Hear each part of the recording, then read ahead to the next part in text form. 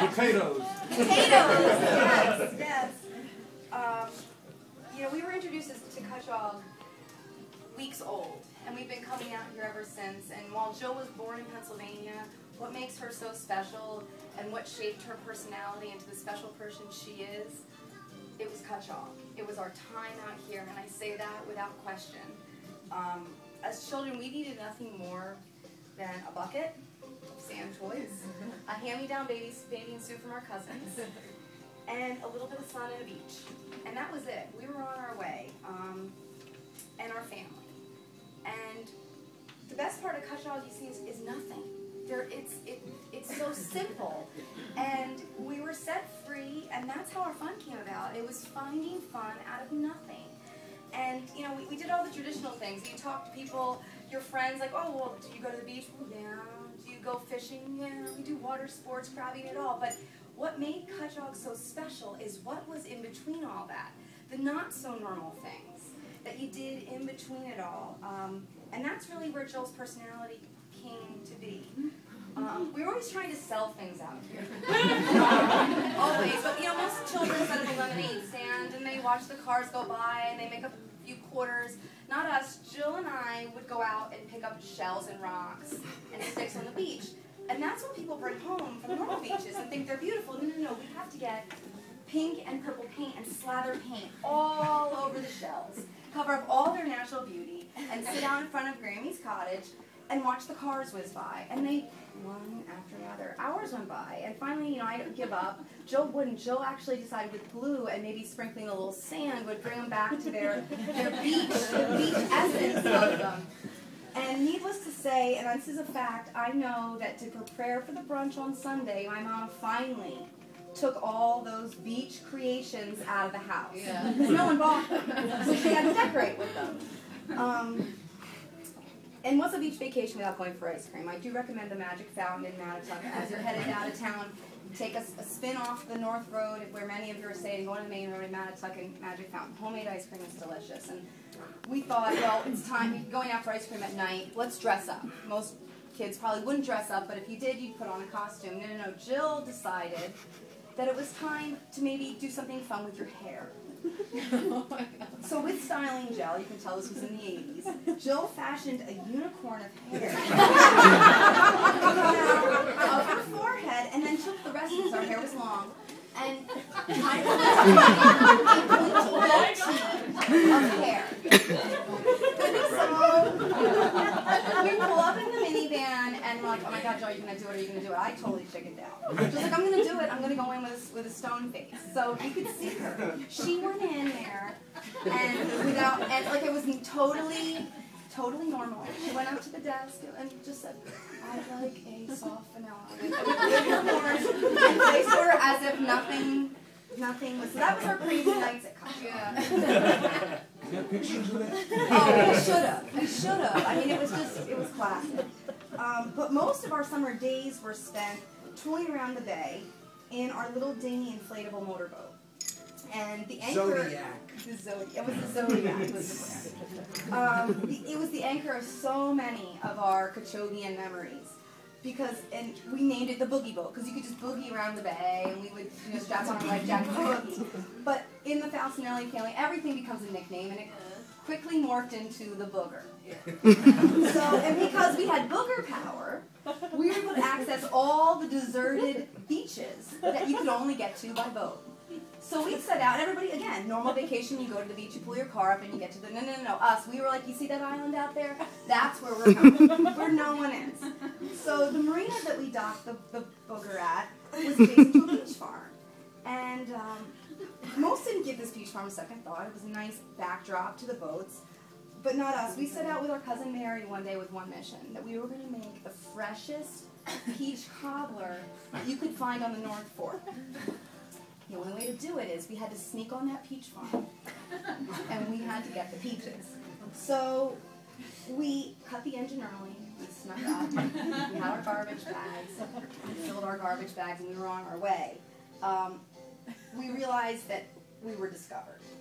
When the farmer with his rifle in hand started firing shots, no lie, up in the air. We ran with our bags.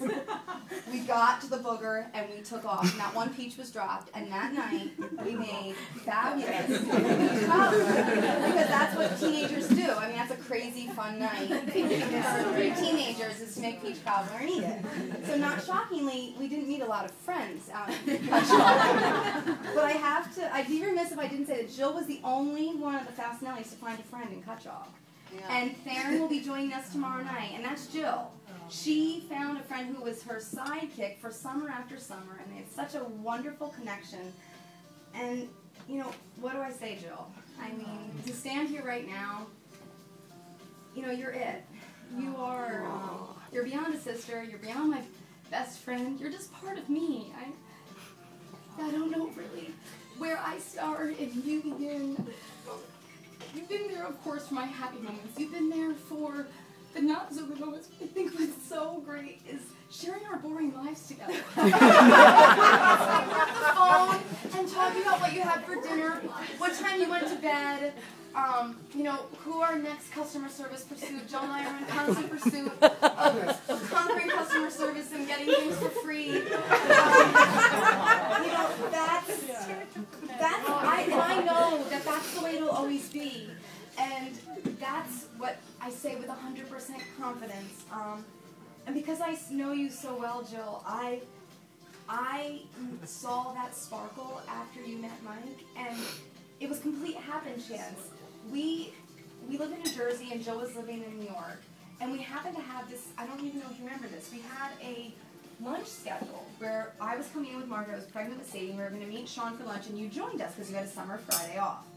And we were at the Comfort Diner in New York City, which is this tiny little hole in the wall, and I saw you walking towards us. I even know what she was wearing, but I will spare everybody the details. And I don't remember details like this, but I remember what you were wearing, and you had this sparkle. We have a picture of you next to Margaret, and you had this smile on your face, and I was like, huh. Just sort of put it in my head, like something's different about her.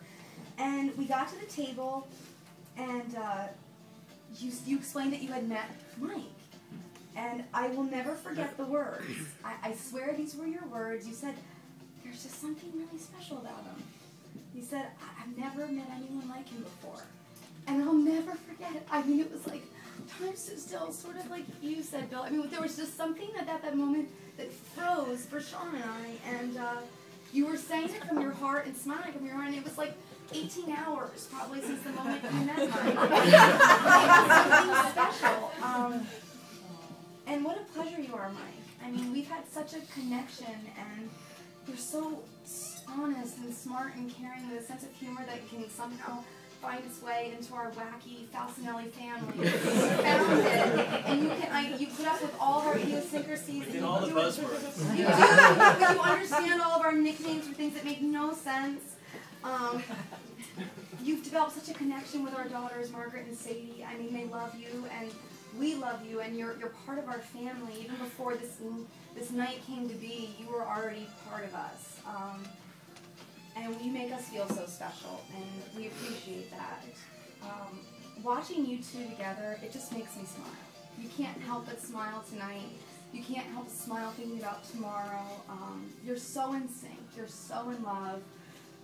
I don't know if anybody's had this experience with Jill and Mike before, and I don't even know if it makes any sense, but sometimes when I'm with you, I feel like I'm a fly on the wall in the room. You guys have this beautiful ability to get yourself, you know, in a little bubble. And you really, you finish each other's thoughts and you don't even realize it. One stops and the other continues. It's like a symphony of you two just doing the littlest tasks of making a dinner together or preparing something together. Or packing. Packing. You know what I'm talking about. Ordering dinner. Ordering dinner. You two have this ability of your own world with everything going on around you.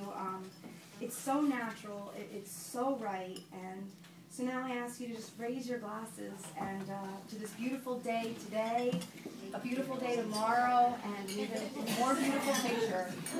Beautiful toast there. Great job, Sarah.